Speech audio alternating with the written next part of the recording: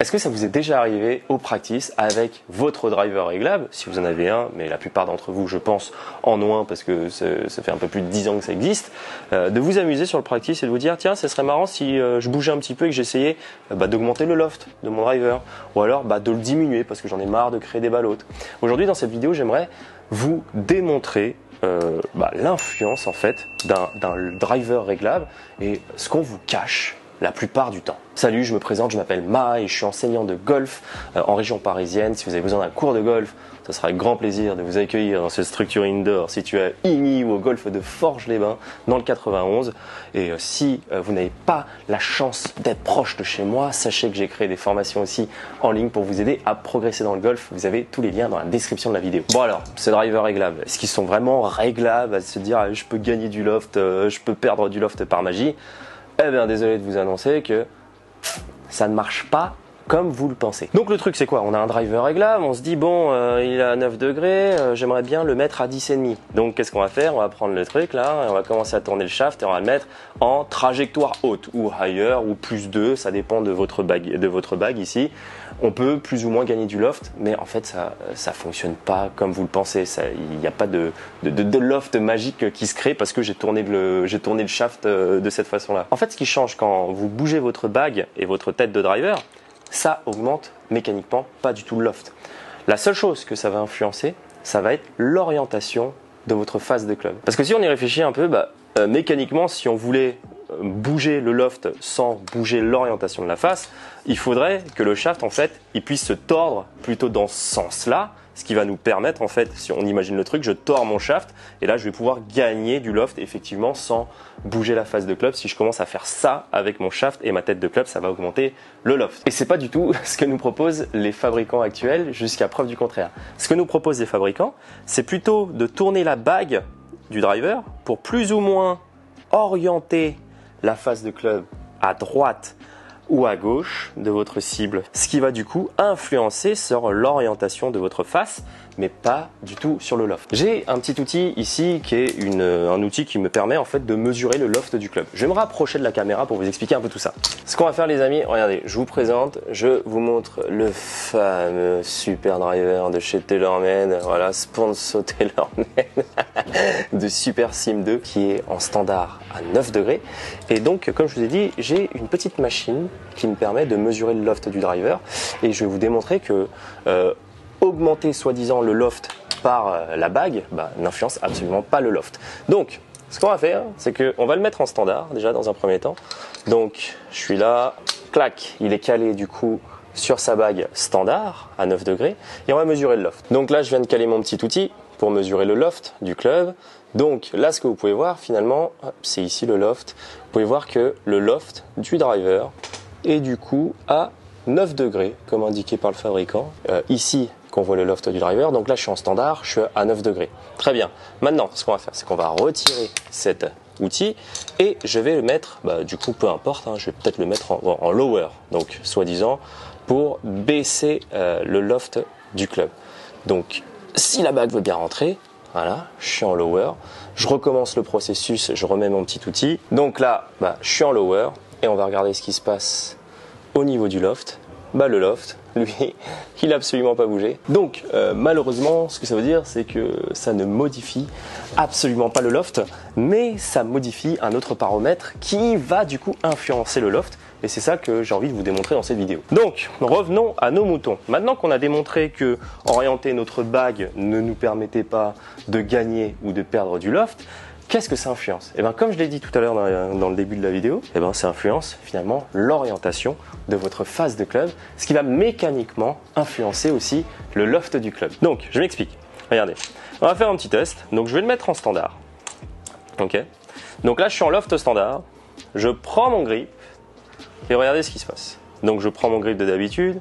Je mets mon club face à vous. Vous voyez ce que fait la face de club. Elle est comment par rapport à une cible imaginaire orientée par là? Elle est relativement square. Là, je vais poser ma face.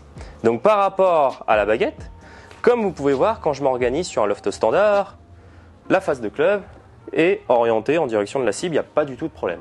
Maintenant, ce que je vais faire, c'est que je vais bouger la petite bague. Donc, je vais mettre un loft plus fermé, donc de 9 degrés, je passe soi-disant sur un loft plus fermé. Maintenant, regardez, je vais reprendre exactement le grip de la même façon et face à vous, on va voir quelle est l'influence par rapport à la face de club et comment en fait on arrive par un tour de passe-passe à finalement baisser le loft, mais en trafiquant pas vraiment le loft du club. Bon, je vais vous expliquer ça. Donc là, je suis là, j'ai mis la bague sur lower, donc j'ai soi-disant perdu du loft, mais regardez ce qui va se passer au niveau de ma face de club. La face de club, elle est orientée cette fois-ci à droite de ma cible. Je vais le poser devant la baguette pour que ça soit un peu plus clair. Regardez, je suis là, je prends mon grip classique par rapport à la baguette rouge. Donc si, hop, je le pose normalement mon club, comment est ma face de club en rapport avec ma cible? Elle est orientée à droite de ma cible.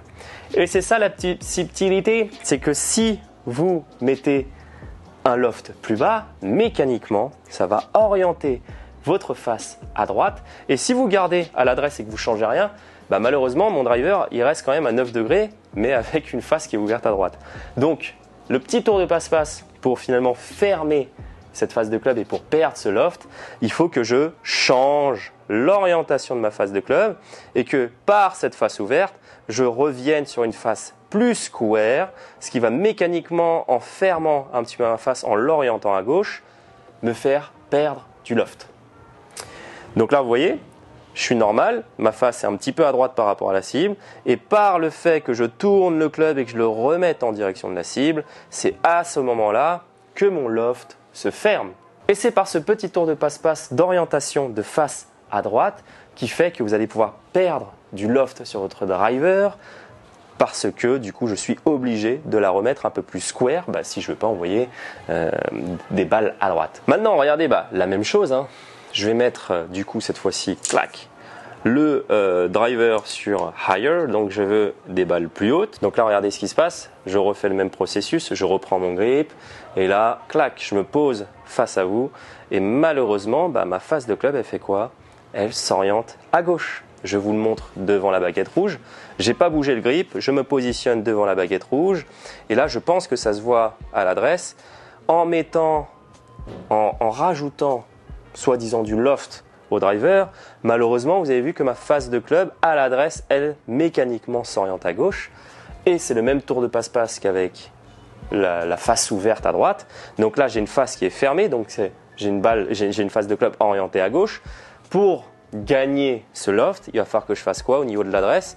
Que je tourne le club dans mes mains pour que ma face puisse se réorienter en direction de la cible et de me faire gagner du coup ces degrés que je n'avais pas. Il y a un petit tableau que je vous mets juste à l'écran pour ceux qui sont un peu plus férus au niveau des stats et qui aiment bien ça.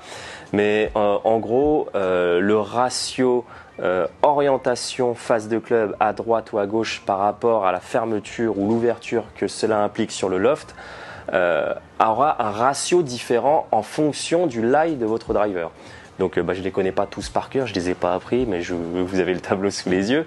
Mais du coup, je trouvais ça amusant de vous montrer un peu ces stats pour vous expliquer finalement comment ça fonctionnait un driver réglable. Donc faites attention quand vous vous amusez à régler votre driver, parce que ça n'a pas une influence, comme vous avez pu le voir, directement sur le loft, c'est plus une conséquence. Vous allez plutôt influencer l'orientation de la face de votre driver.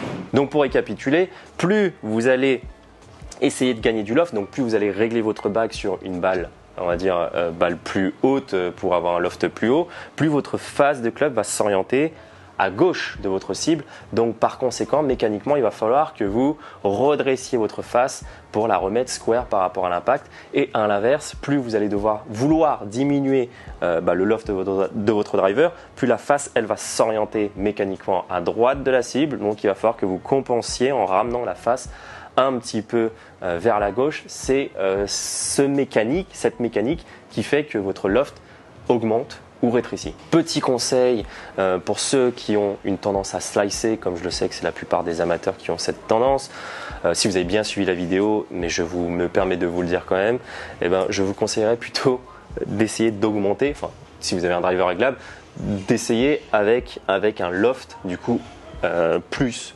ouvert, ce qui va mécaniquement, comme on l'a dit, orienter une face à gauche, ce qui peut peut-être compenser des orientations de chemin face un peu trop ouvertes qui éviteraient peut-être ces balles à droite. Sait-on jamais. Bref, cette vidéo touche à sa fin. J'espère qu'elle vous aura aidé. Si elle vous a plu, n'hésitez pas à liker. Et si vous n'êtes pas encore abonné, je vous invite tout de suite à cliquer sur le bouton pour vous abonner, pour suivre les aventures de Monsieur Ma.